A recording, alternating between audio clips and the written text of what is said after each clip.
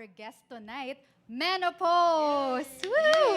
So we have Claire, Gary, Tim, Joel, Roland, and Romulo. Welcome to the show. Hello. Hello, thank you for Hello, having hello. us, Rappler. Thank you for very being much. here. That was Thank such a good first song. Yes. So before anything else, kailangan ko tanungin, what is the story behind your very unforgettable band name, Menopause?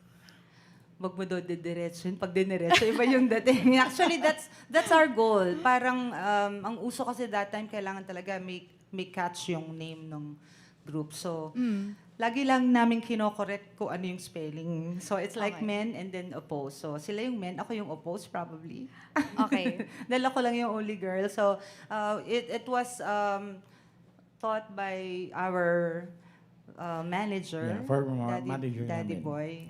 Our He's in dad. heaven na. Daddy siya ni Gary and Timmy. So we were thinking of a nice band name na madaling matandaan and catchy. So we came up with that name, Menopause. Men oppose. Oppose. So may pause. Oh, Yeah. yeah. Okay. Yun pala yun. Yun yun. So, your band first came together in the 90s. Can you tell us like how you guys came together? Nagkakilala? Yeah, kikwento ko, no? Story time ba to? Yes. Story time. Gumigimik kami sa isang bar sa Manila. I was with my friends. Siyempre, and- batang 90s yan eh. Oo, and Gimmick-gimmick. gumigimik kami. I remember that, ano pa yon, yung arts venue. That's in Taft. So I was with my college friends. Tapos here came this mga gwapong guys na Wow. mga papayat pa nun. Before. Tapos they came to us, hindi pa kasi noon uso yung cellphone eh. So lumapit sila sa amin and nakipagkilala sila sa amin. Tissue lang yun, tissue. Yeah. Ay, wow. Yun, sa tissue. Tapos and then, wala namang naging friends kami afterwards. And then there was one time that they invited me sa isang birthday party sa rooftop, right? And then I went, Yeah. your place, right, Gary? Yeah, sa sa bahay po. Tapos hindi ko alam na may nakaset up doon. So I jam with them. Nag-jam ako sa kanila. Tapos that started. And the rest is history.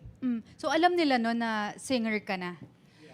Sumakanta-kanta na. Yeah. Kumakanta siya, pero bilang, uy, ang ganda ng boses nito.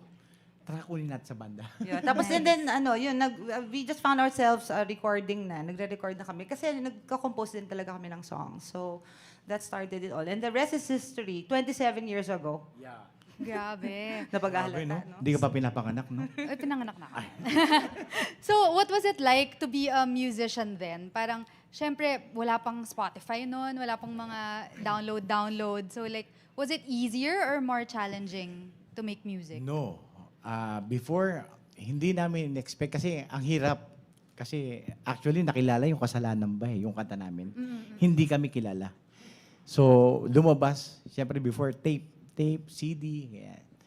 So, hindi namin na-expect na lumabas kami, nag-mall show kami na, uy, ganun pala kami na ka-famous na yung kanta namin.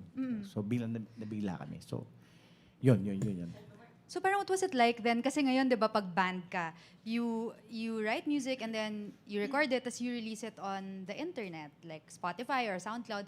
Pero before the internet, like how did you do it? Like gig ba talaga yung... Yeah, before gig talaga, walang tulugan. Kumbaga, dati kasi sabi nga namin, baka na-miss namin yung childhood. Hindi namin na-miss yung teenage years namin kasi kami yung pinupuntahan para gumimik.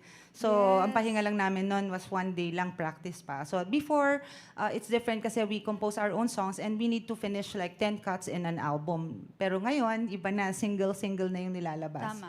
So, yun na yung difference from before. So, before, kailangan namin makakompleto ng 10 cuts for us to be able to Wow. like come up with an album para ma-release yung aming ano. Wow. But right now, it's different.